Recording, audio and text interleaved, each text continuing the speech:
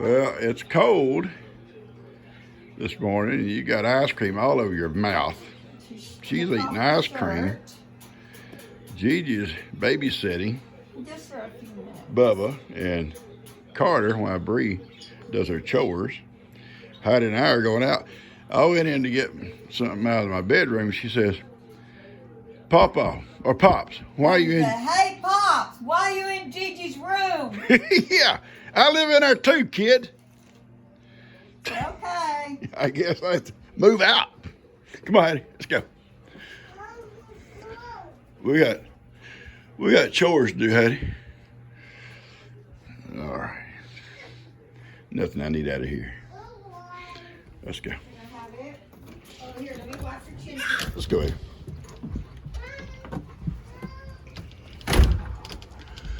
All right. Oh, Dan mowed my yard yesterday. And this morning, it's cold. It's gonna rain. I don't know how much. I don't think it's gonna be a big rain. It could be. I gotta hook up a swing here in a few minutes on this little swing set here. I took the other one down. We're gonna hook up one just like that one on this swing for the out in the yard. Because sometimes they play on the porch, they can swing on this one. If they go out in the yard, they can swing on the other one. Come on, Heidi, let's go. All right, let's get this stuff. Let's get it going, Heidi. Let's get it going, baby. These people always want to eat. They always want to eat. I can't do nothing until I get out here and feed these guys. I hear you, boys. I hear y'all. I'll be there in a minute. I'm gonna try to get everything done before it rains. It's fixing to rain here this morning. It's cold. Well, you know our cold, which is probably about 50 with the wind blowing and damp. So we call that cold. All right, I'm getting busy here. All right, come on, let's go. I'm not gonna let Ivan and Miracle and the goats out today. It's raining. It's cold.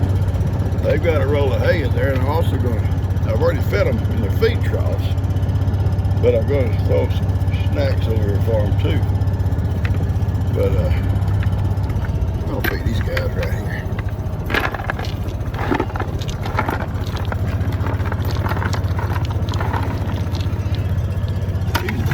Easy way to do it, eh?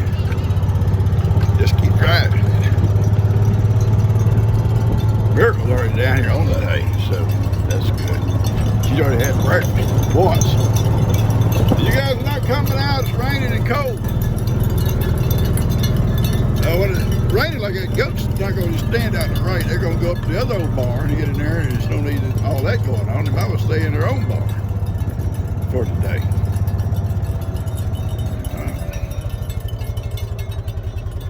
All right, my boy. Johnny! Hey, Johnny! Johnny says, I'm coming out, Papa. I'm not staying here with these goats. We'll see, Johnny. Hang on. Oh, stop! You be a good boy. Let's go, Johnny. Johnny, I'm not going to tolerate it. Okay, I'm leaving you to the butt here. Yeah, we're leaving. We're leaving. They're all having their treats. Morning treats. They're getting morning treats. That's what I thought. That's what I thought. That's what I thought, Johnny. Johnny got a ride. He gonna go terrorize the front yard. He gonna terrorize. Yeah, I know you are. You know you are. But before I get there, he's gonna want to jump off and run ahead of me. He don't like having to stop in closed gates. He's kind of like his Uncle Jake. Kind of like Uncle Jake. There you go. I told you. He wants to go run ahead of me. He don't like waiting for gates. If Bubba takes too much time on the gates.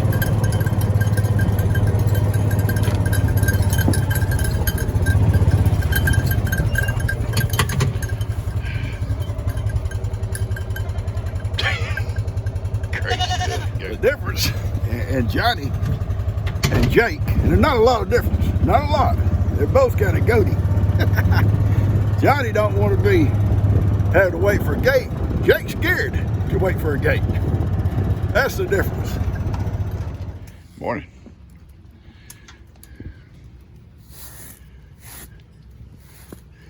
You haven't rolled yet today, have you? You rolling yesterday. I saw you out there. Today it's kind of rainy. And maybe you said, I'll just stand in the stall today, Papa. I'll just stay in the stall. Yeah.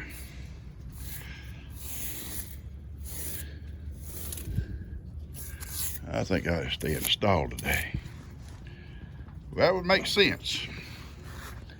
Being as cold and rainy. It probably don't bother you like it does your Papa. You gotta scoot your butt over, okay? I can't get between you and this wall. There you go. Thank you so much. You got one of them kind of a thick butts. Oh, you know Papa don't matter. I love you, girl. Amy is supposed to get a manicure this morning. Not a manicure, is it not? No, it's not a manicure. It's a Brady's gonna do a makeover on her. That's kind of scary, ain't it, Amy? That's scary. But it's raining and cold, and she's got some stuff to do, so she may not come out and do it this morning. So I'm gonna give her a good brushing.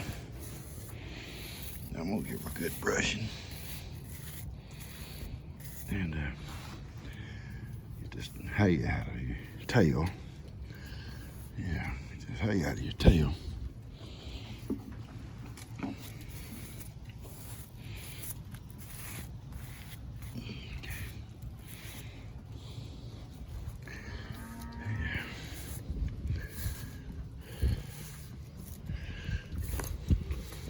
That will scare you. Yeah, scare you a little bit. All right, baby. All right.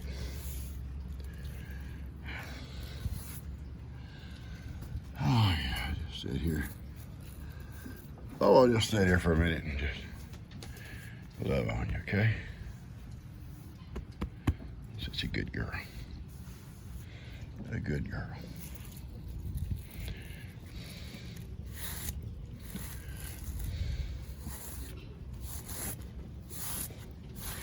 Just leave me alone, Papa, while I eat. Just let me eat in peace.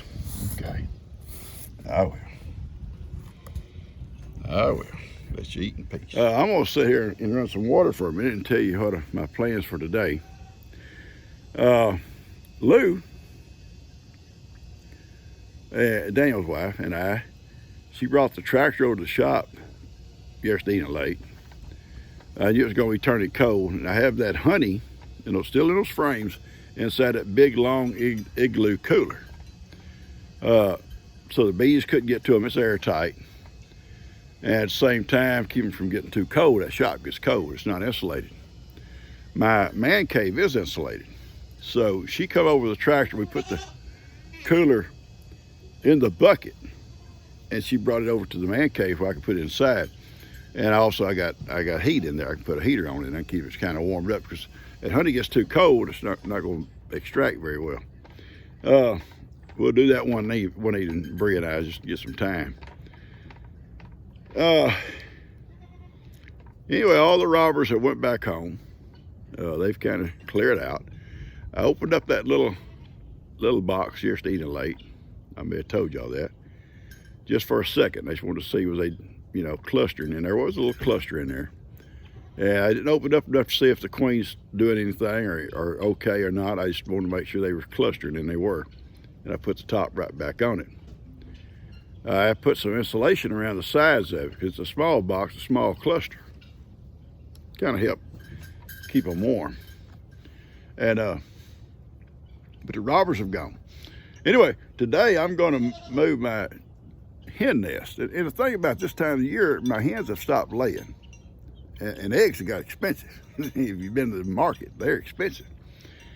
But they'll start back pretty soon. I'm going to put a light on them at night, and that'll help kind of stimulate them to start laying again. And we're going to move those hen nests over from over by the goat pen where they were into the hen house. And they're doing well in there. And they're feathers are starting to come. They molt. The feathers come out, and they got one rooster in there with them to kind of keep them. They need a rooster to kind of keep them straight. You get a bunch of old hens, like ladies. And if there's not a man around, you kind of straighten them out. Well, you ever been in the hen house? It's the way it is going in my house sometimes when there's nothing but girls in there. It's like a hen house. It's just, yeah. I love you guys. Hey, come on and tell everybody good morning. I'll tell them, my goodness, you loud. Amy somewhat told Bree yesterday they're going to send her a new halter because they want her to have a new halter. And Bree says, I'm going to put it on her, Pawpaw, because you don't do it right. I said, how else can you put it on her? And Amy says, however Pawpaw does it is good for her. But regardless, go back to eating.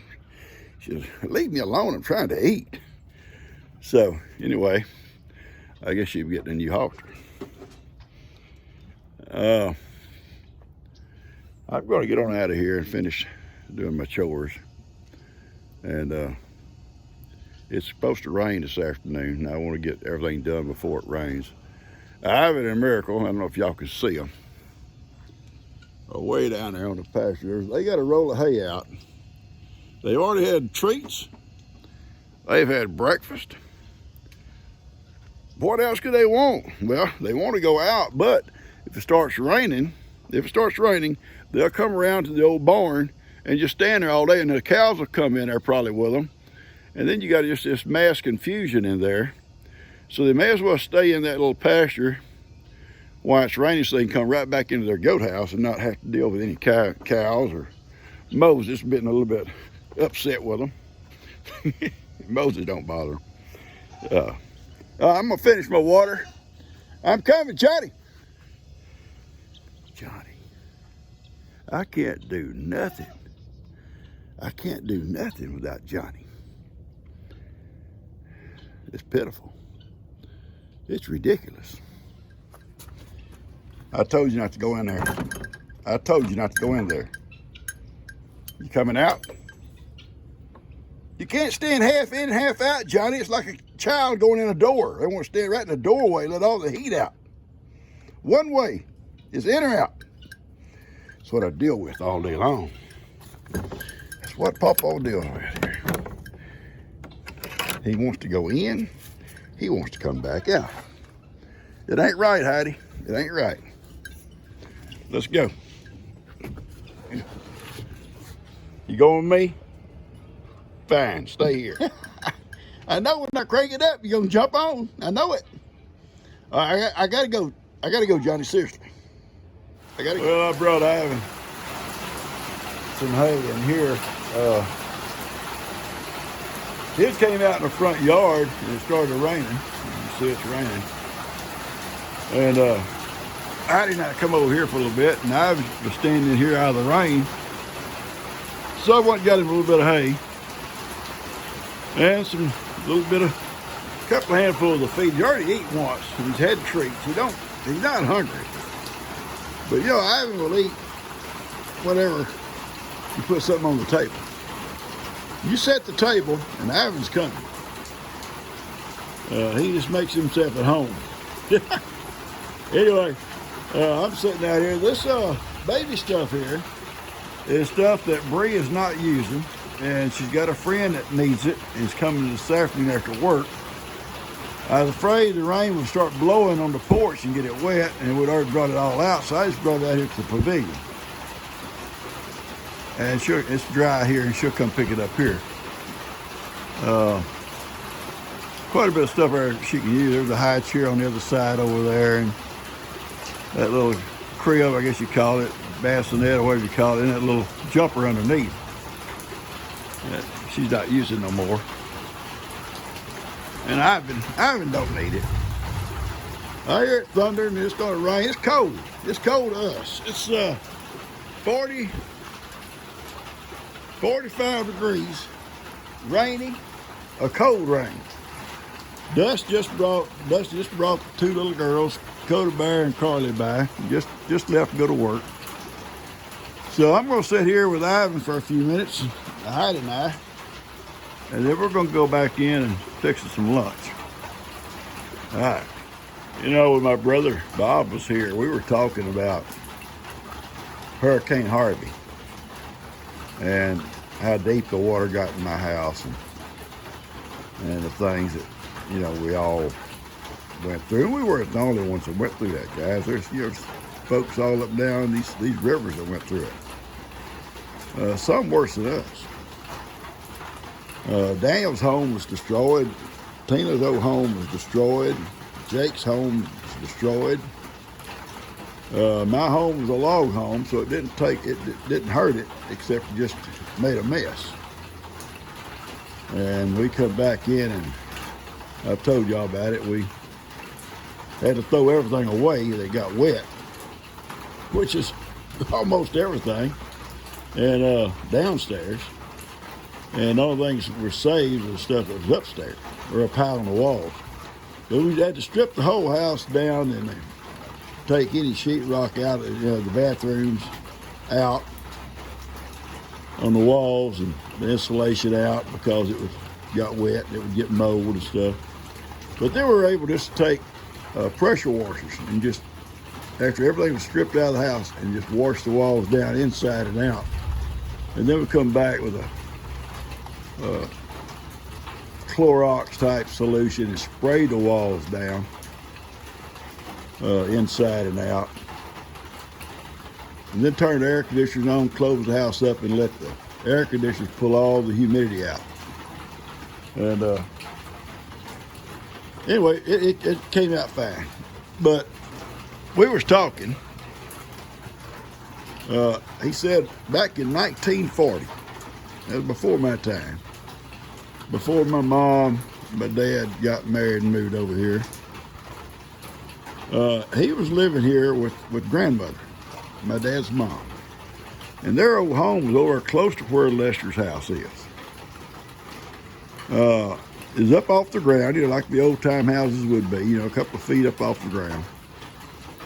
And the river come across this field up to the porch. And my Uncle Fry, cousin's dad, and rode over on his horse, and he may be someone with him, I can't remember, but rode over on his horse, had to swim over there to get him, and put him on the back of the saddle and ride back across to get him away from the house. His afraid the old house might float off the blocks, and, you know, and the whole family could be lost. But got him out. But it never flooded again until 1994, when I forget what tropical storm it was. It just sat here on top of us and give us 28 inches of rain in like 2 days' time. And it spilled over the field. It was only about 6 inches deep, so it didn't hurt nobody's houses that were around. Even mine, it come on my floor. Just barely on the floor, just enough to make you have to rip all the carpet out. But it didn't hurt nothing else. Because when that water goes down, it leaves mud, just mud. That old water is full of mud. But anyway, we had to strip all the carpets out. We had to take everything out to do it and clean it. But Harvey was hard. It was hard. And you know, I remember back my dad saying one time, and I never thought nothing about it, that flood in 1940 was caused by a train trestle washing out. I believe that's what happened. Well, I know that's what happened to us in Harvey. We had 50 inches of rain, and it was up on Highway 59, and I'll take you up one day and I'll show you what I'm talking about. You understand it a little bit better. It's low from the south side of Cleveland all the way down to the river itself. And then it goes back up a hill. There's just a slope going out of Cleveland down to the river, then back up a hill back towards Glendora. And that was full of water. And the river bridge could not take all that water. On the other side of that, on the north side of that, toward Cleveland, the train trestles are about 6 foot higher than the road. And they're built up with rock and dirt and whatever they build them up with. And my hay man lives up north of Cleveland. Said all of a sudden that day, that thing broke loose. It did break loose. Those trestles for probably several hundred yards was just hanging in midair. All the dirt and rock underneath them was gone. That's why that water come down so fast. For a half a mile maybe. Because he drove by there a few days later, and the trestles, the tracks themselves were up in the air, just hanging. But he said he lived up north of Cleveland. He said the water backed up to his house, and all of a sudden he said you could just see it. You could see it going down. That's when that trestle broke. And that's the two things I think that have flooded this place like it has. Since then, they built it all that back. They have hauled in big rocks, big as I've been over there. They've dumped all along the sides of it. Hopefully, I guess that would hold it if it ever happens again. Anyway, I thought I'd just tell you that story. It was fascinating when he was telling me about it. One of these days, I'm going to get him to send me some stories and I can relay them on to you. And he's told me if I come up to visit with him, we'll make some YouTube videos up there and he can tell all kinds of stories. So we'll see. I don't know about all that, but we'll see. I love you guys.